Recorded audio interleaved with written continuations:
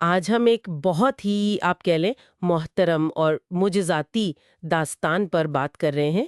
اسلام میں حضرت عیسیٰ علیہ السلام اور ان کی والدہ حضرت مریم علیہ السلام، ان کا مقام۔ جی ہاں، اور ہمارے پاس جو ذرائع ہیں بنیادی طور پر قرآن کریم اور احمد موسیٰ جبریل کی تحریروں سے کچھ نکات، ان کی روشنی میں ہم سمجھنے کی کوشش کریں گے کہ اسلام ان عظیم شخصیات کو کیسے دیکھتا ہے۔ بالکل، حضرت عیسیٰ کی وہ معجزانہ پیدائش، حضرت مریم کی پاکیزگی، ان کا مرتبہ، یہ سب یہ سمجھنا اہم ہے۔ اور یہ بات بھی قابل غور ہے نا کہ قرآن میں حضرت عیسیٰ کا نام 25 بار آیا ہے اور حضرت مریم کا تو 31 بار۔ 31 بار، یہ خود بتاتا ہے کہ ان کی اہمیت کتنی زیادہ ہے۔ اسلام میں حضرت عیسیٰ ایک عظیم پیغمبر ہیں، حضرت محمد صلی اللہ علیہ وسلم سے پہلے آخری نبی اور بنی اسرائیل کے آخری رسول بھی۔ تو چلیے اس اہم تذکرے کو شروع کرتے ہیں۔ کہانی اصل میں شروع ہوتی ہے حضرت مریم کی والدہ سے، حنا بنت فاقود۔ وہ آل عمران کے گھرانے سے تھیں، بڑا متقی گھرانہ تھا وہ۔ جی، قرآن میں بھی اس خاندان کی فضیلت کا ذکر ہے کہ اللہ نے انہیں تمام جہانوں پر چن لیا تھا۔ حنا جو تھیں وہ بے اولاد تھیں۔ ایک دن انہوں نے ایک پرندے کو دیکھا اپنے بچے کو کھلا رہا تھا، اور اس منظر نے ان کے دل میں ماں بننے کی شدید خواہش جگا دی۔ تو انہوں نے اللہ سے دعا کی، بہت خلوص سے۔ جی، اور اللہ نے ان کی دعا قبول فرمائی۔ انہوں نے پھر نظر مانی کہ جو اولاد ہوگی اسے وہ بیت المقدس یعنی یروشلم کی عبادت گاہ اس کی خدمت کے لیے وقف کر دیں گی۔ اس زمانے میں تو شاید بیٹے کی ہی توقع ہوتی تھی ایسی خدمت کے لیے، ہے نا؟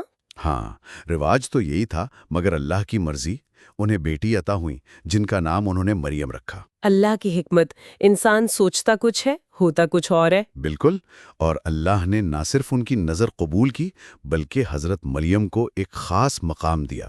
وہ پہلی خاتون بنی جو بیت المقدس کی خدمت کے لیے قبول کی گئیں۔ پھر ان کی کفالت کا معاملہ آیا، کئی لوگ چاہتے تھے یہ شرف حاصل کرنا۔ جی، تو پھر قرآن دازی ہوئی اور یہ سعادت حضرت زکریا علیہ السلام کو ملی۔ وہ خود بھی اللہ کے نبی تھے۔ اور حضرت زکریا نے تو خود حضرت مریم کی کرامات دیکھی تھیں۔ جی ہاں، وہ جب بھی ان کے حجرے میں مطلب جہاں وہ عبادت کرتی تھیں وہاں جاتے تھے تو کیا دیکھتے تھے؟ بے موسم کا رزق، پھل وغیرہ جو اس موسم میں ہوتے ہی نہیں تھے۔ یہ اللہ کی طرف سے ایک خاص نشانی تھی، ایک خاص انتظام تھا۔ اچھا، تو اسی چیز نے حضرت زکریا کو بھی پھر دعا پر مائل کیا ہوگا اولاد کے لیے؟ بالکل بالکل، وہ خود بوڑھے تھے، ان کی اہلیہ بانجھ تھیں، لیکن یہ کرامات دیکھ کر انہیں بھی اللہ کی قدرت پر یقین اور پختہ ہوا، اور انہوں نے حضرت یحییٰ کے لیے دعا کی۔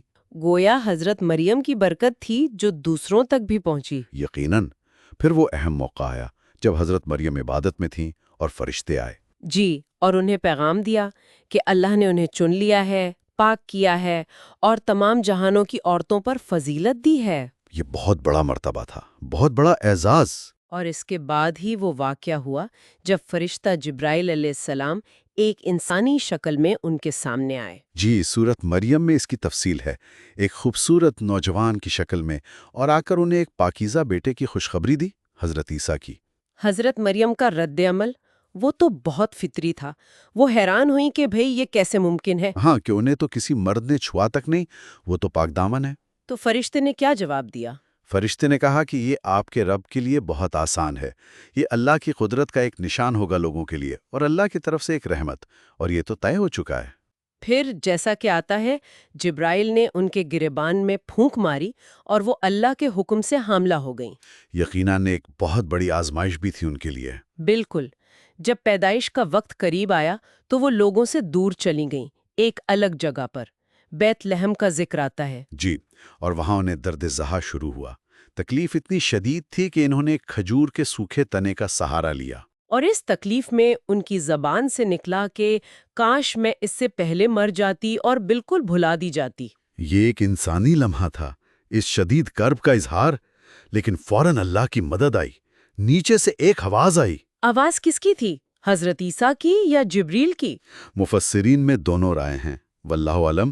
آواز نے کہا کہ غم نہ کرو، تمہارے رب نے تمہارے نیچے ایک چشمہ جاری کر دیا ہے۔ اور کھجور کے تنے کو ہلانے کا حکم ملا؟ جی، کہ اسے ہلاؤ، تم پر تازہ پکی کھجوریں گریں گی، انہیں کھاؤ پیو اور اپنی آنکھیں ٹھنڈی کرو۔ یعنی اللہ نے فوراً ان کی تکلیف کا سامان کر دیا؟ ہاں ہاں، اور انہیں یہ بھی کہا گیا کہ اگر کوئی انسان نظر آئے تو بات نہیں کرنی۔ ہاں، بس اشارہ کر دینا کہ میں نے آج خاموشی کا روزہ رکھا ہوا ہے۔ پھر وہ مرحلہ آیا جب وہ بچے کو لے کر اپنی قوم کے پاس واپس گئیں۔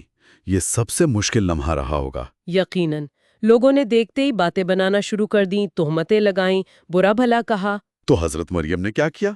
انہوں نے کچھ نہیں کہا، اللہ کے حکم کے مطابق خاموش رہیں اور بچے کی طرف اشارہ کر دیا۔ لوگوں نے کہا ہوگا ہم اس جھولے میں پڑے بچے سے کیا بات کریں؟ بالکل، وہ حیران تھے، شاید طنز بھی کر رہے تھے، لیکن تبھی اللہ کی قدرت ظاہر ہوئی۔ وہ معجزہ۔ جی، وہ شیر خوار بچہ حضرت عیسیٰ بول پڑے، صاف واضح الفاظ میں۔ کیا کہا انہوں نے؟ انہوں نے فرمایا، میں اللہ کا بندہ ہوں، اس نے مجھے کتاب دی ہے اور مجھے نبی بنایا ہے۔ سبحان اللہ! گہوارے میں یہ اعلان! جی، اور اس طرح انہوں نے اپنی والدہ کی پاک دامنی کی گواہی بھی دی اور اپنے مشن کا بھی ایک طرح سے آغاز کر دیا۔ تو یہ تھی حضرت عیسیٰ علیہ السلام کی معجزانہ پیدائش اور حضرت مریم علیہ السلام کی پاکیزگی اور ان کے بلند مقام کی کہانی، جیسا کہ اسلامی ذرائع ہمیں بتاتے ہیں۔ جی، اور یہ واقعات ہمیں اللہ کی قدرت، اس کی حکمت اور توکل کی اہمیت سکھاتے ہیں۔ بظاہر ناممکن حالات میں بھی اس پر بھروسہ کرنا۔ یہ بات تو ہے، خاص طور پر آج کے دور میں جب ہر چیز کی مادی وجہ ڈھونڈی جاتی ہے۔ بالکل، یہ واقعات ہمیں یاد دلاتے ہیں کہ ایمان بالغیب، اندیکھی حقیقتوں پر اللہ کی لامحدود قدرت پر یقین رکھنا کتنا ضروری ہے۔